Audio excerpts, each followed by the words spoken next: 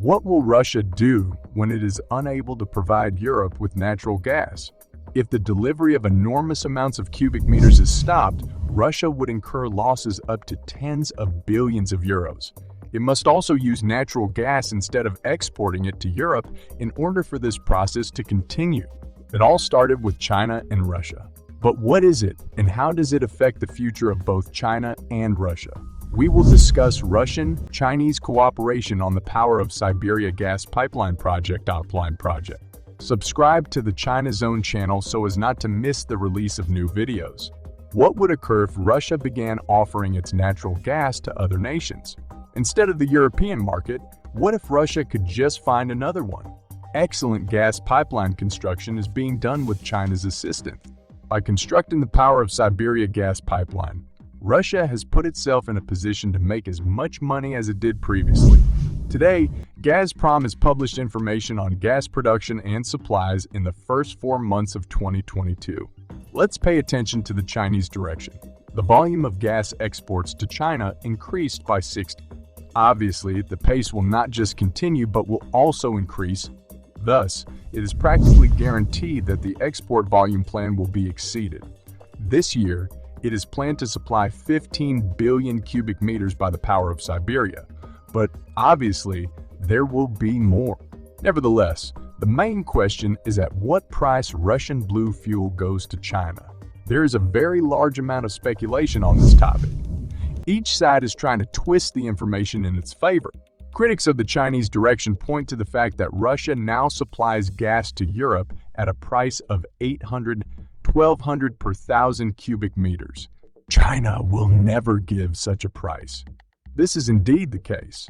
Now, the volume of gas supplies from Russia to Europe has decreased slightly. This happens because it is sometimes more profitable for European companies to buy gas even on the spot market. Indeed, it sometimes turns out to be cheaper. In September 2014, the pipeline was officially inaugurated by the Chinese National Petroleum Corporation and the state-owned gas company Gazprom of Russia, with a $400 investment from each party. China and Russia have committed to constructing a pipeline that will carry gas from Siberia to China, similar to how Nord Stream triumphed in 2 projects to transport gas from Russia to Germany. Russia and China will be connected by a gas pipeline dubbed as Power of Siberia.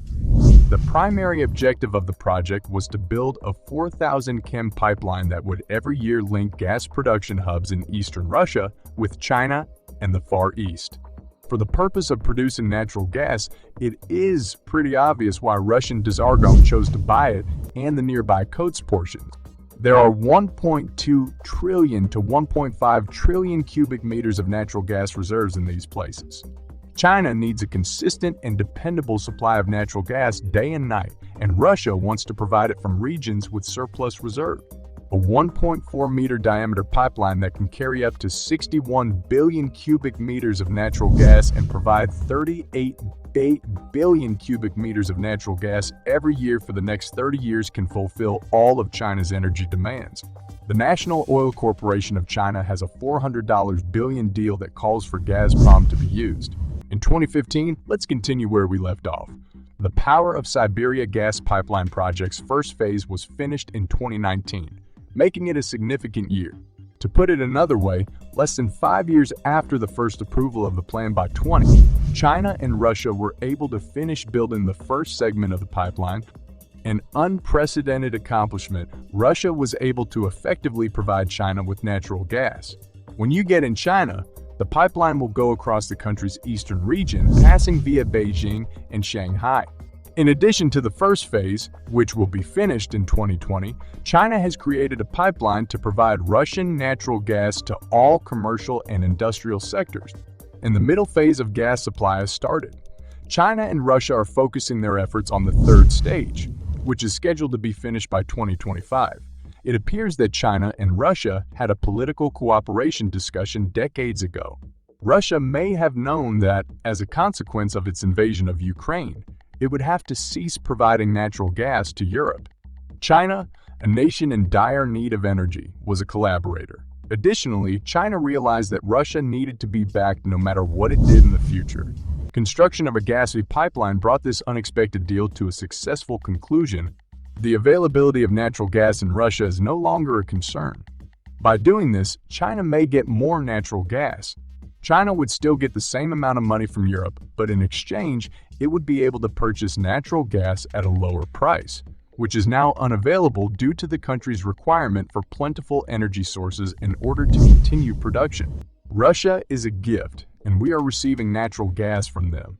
For the next 30 years, China won't need to worry about its energy requirements. If China purchased gas and oil from sources other than the United States and the West, its factories would continue to create items for the global market.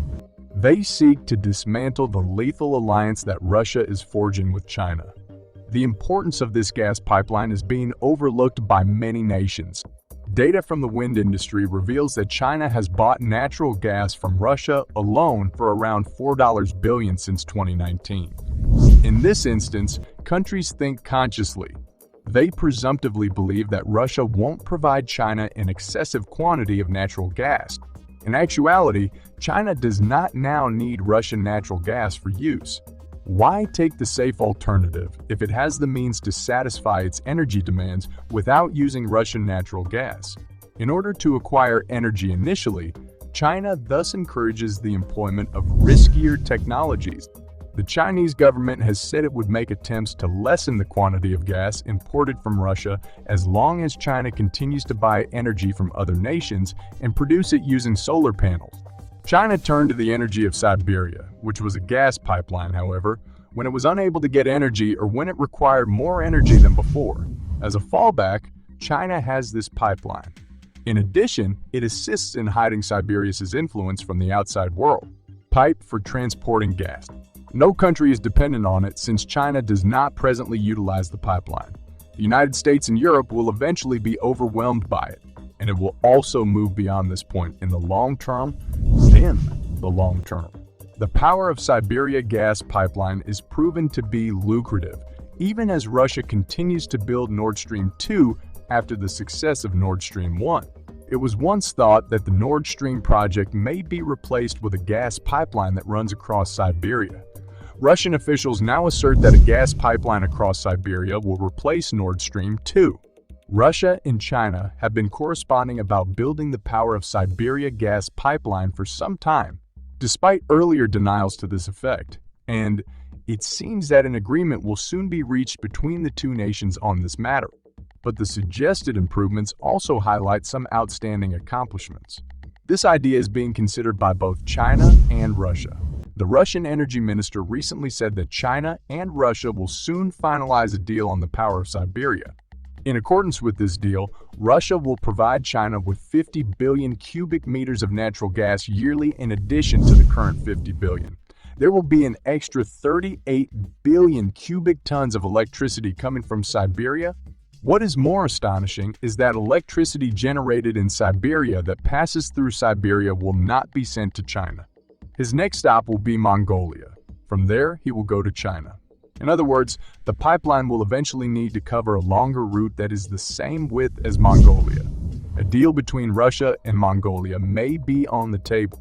To the greatest extent possible, Mongolia wants to take advantage of the possibilities that will arise as a consequence of the pipeline's future development.